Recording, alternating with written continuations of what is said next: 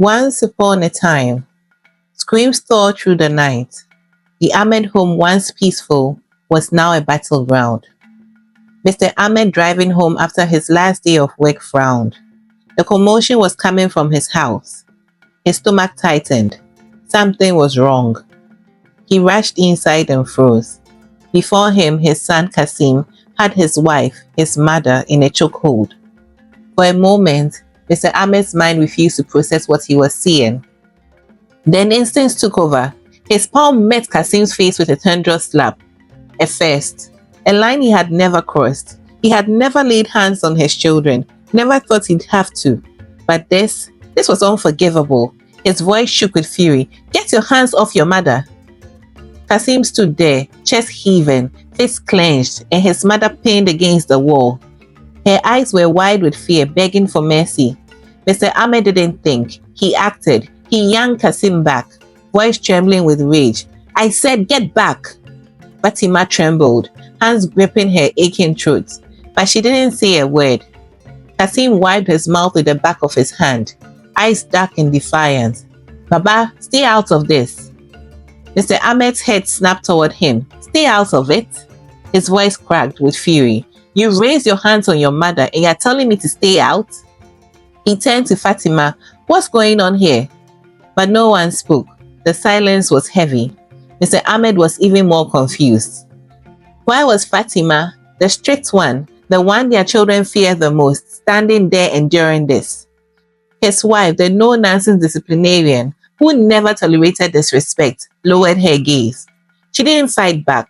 She didn't speak. And that more than anything terrified him. Mr. Ahmed's blood ran cold. He noticed the ash stains on Kasim's fingers, the twitch in his jaw, the wild, restless energy in his stance. "Kasim," his voice was tight. "Are you smoking? Are you doing drugs?" Kasim let out a dry, humorless laugh. "Oh, now you notice?" His voice dripped with mockery. "Maybe if you hadn't been so clueless about what goes on in your own home, if you had grown a spine long ago, we wouldn't be in this mess." "Eish, Kasim, Biko, don't speak to Baba like that. He doesn't deserve that." Mr. Ahmed turned, startled. Halima, his eldest daughter, stood in the corner, arms folded, eyes blazing with frustration and fear. He had not even noticed her when he entered. Mr. Ahmed stiffened.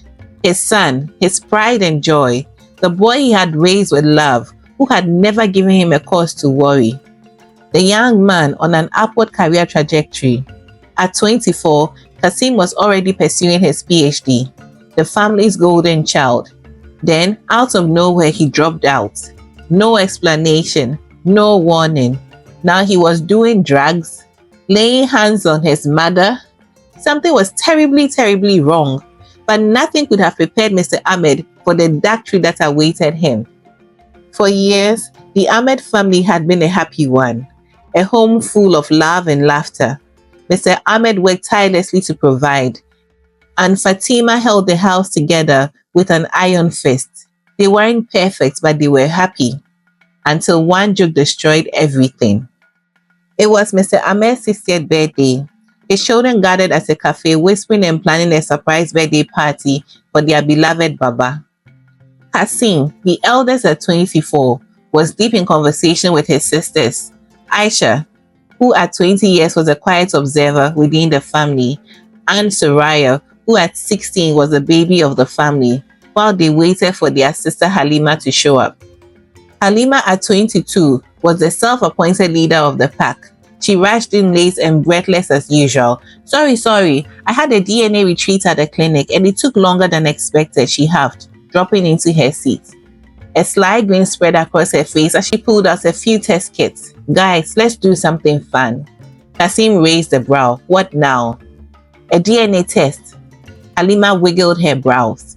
"Just for laughs. Let's trace our roots. See if we've got royal blood." Aisha rolled her eyes. "Halima, you and your wild ideas.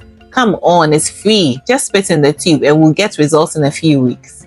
"Perks of working at a genealogy clinic," she said, winking at them.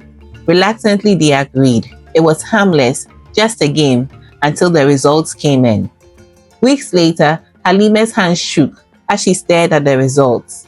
Her mouth opened, then closed. Kasim frowned. What? Halima swallowed. It's wrong. It has to be. Aisha snatched the paper and scanned it, her face drained of color. This can't be. Kasim yanked the papers, his eyes darting over the results. What kind of nonsense is this? Soraya flinched. What's happening? Halima exhaled shakily. We are not all full siblings. Aisha's voice cracked. Only Soraya is Babe's biological child. The weight of those words crushed them. Kasim's grip tightened around the paper. You are joking. Halima shook her head. I wish I was. Aisha let out a short, broken laugh. So what does this mean? That Baba isn't our father? We decided to retake the test at a different clinic, but the results came back the same. No one had an answer. Kasim, Halima and Aisha, they were not their father, Mr. Ahmed's blood. Their mother had been lying to their father all these years, and now that lie was about to bend their entire family to the ground. The siblings wasted no time in confronting their mother. Fatima's hand shook as she said that the results her children had handed her. Aisha's voice broke the silence. Mama, what is this? She demanded, pointing at the DNA results she had showed at her mother earlier. Fatima's eyes flickered with fear. Tell us it's a joke. Halima's voice cracked. Fatima's legs gave out. She sank onto the couch, her face crumbling, and then the truth spilled out. Your real father was my first love. It was a mistake. Her voice was small and broken. Silence. Then Kasim's voice low. A mistake that happened 3 times? Fatima buried her face in her hands. I was young, foolish. I never meant to hurt you. I never meant to hurt your father. Aisha wiped her tears angrily. And Baba, he's worked day and night for us. He almost killed himself trying to give us a better life. Mama, how could you? Fatima looked up, eyes pleading. Please, don't tell him. You know how much he loves you. You 4 are his pride and joy. It will destroy him. The children wept. Their whole lives had been a lie. And now they had to carry the heavy burden of keeping the secret from their dear Baba. From that moment, Kasim began to spiral.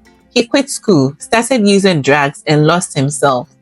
He couldn't carry the weight of his mother's betrayal. It crushed him. Every time he looked at his father, saw the love, the pride, the kindness in his eyes, guilt ate him alive. And so he lashed out. His temper became short, his words sharp. He picked fights over nothing. He drank, he stayed out late, and no one, not even his sisters, recognized the man he was becoming. Only Mr. Ahmed didn't understand. What's gotten into my son? He often wondered.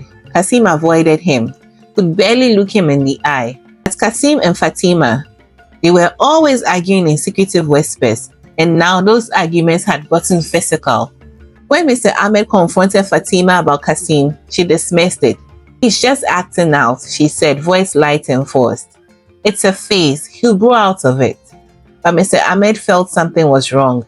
It wasn't just Kasim. His girls, their laughter was gone. The house once warm felt cold. Something was terribly wrong, and he kept waiting, hoping that one day they'd tell him the truth. Weeks went by, and Mr. Ahmed had left home early one morning, eager to finalize his retirement paperwork. The pension office had asked for his birth certificate and other essential documents. Rushing, he grabbed the old brown folder from under the bed without checking its contents. What he didn't know was that Fatima also kept a brown folder under their bed. At the pension office, he sat behind the counter, handing over the papers. But as he flipped through the documents, his breath hitched. He froze. His hands shook. His vision blurred for a moment. No, this can't be right. Without a word, he snatched the folder back, stuffed everything inside, and stumbled out of the office. The clerk called after him, but he didn't hear. His own heartbeat roared in his ears. He gripped the steering wheel tightly as he drove home. His thoughts raced. His world spun. There must be another explanation. There has to be. But deep down, something told him there wasn't. Fatima had done the unthinkable, and now he had to confront her.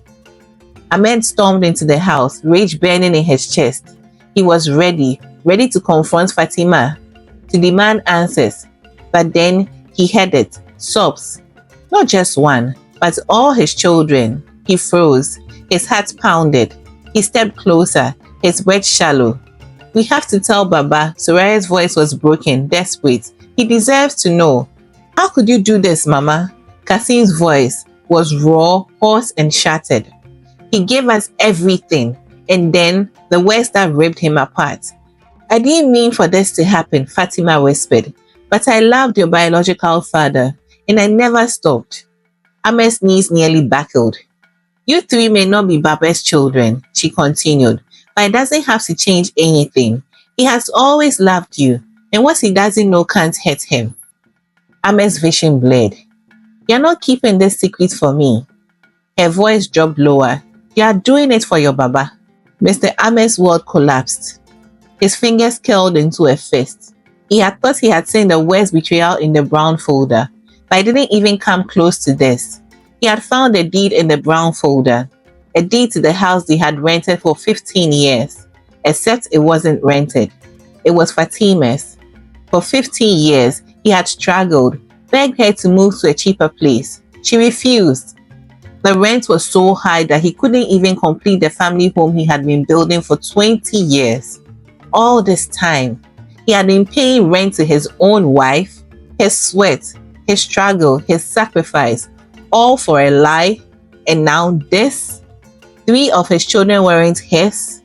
Mr. Ahmed staggered back, his breath coming in short, painful gasps. The lies, the betrayal, everything he had ever known, his wife, his children, his home, was a lie. And now he had to decide, would he forgive, or would this be the day the Ahmed family fell apart forever? What would you do if you were in my shoes? Would you forgive, or would you walk away? Hi fam, imagine you were Mr. Ahmed. After dedicating your life to a family built on lies, would you walk away or stay for the children you've raised as your own? Is forgiveness possible in a betrayal this deep? Also, do you think children should ever be made to keep a parent's secret, even if it means protecting someone they love? And who do you think suffered the most in this story? Mr. Ahmed, the children, or Fatima? Why? Hi fam, click the link on the right to dive into yet another captivating tale.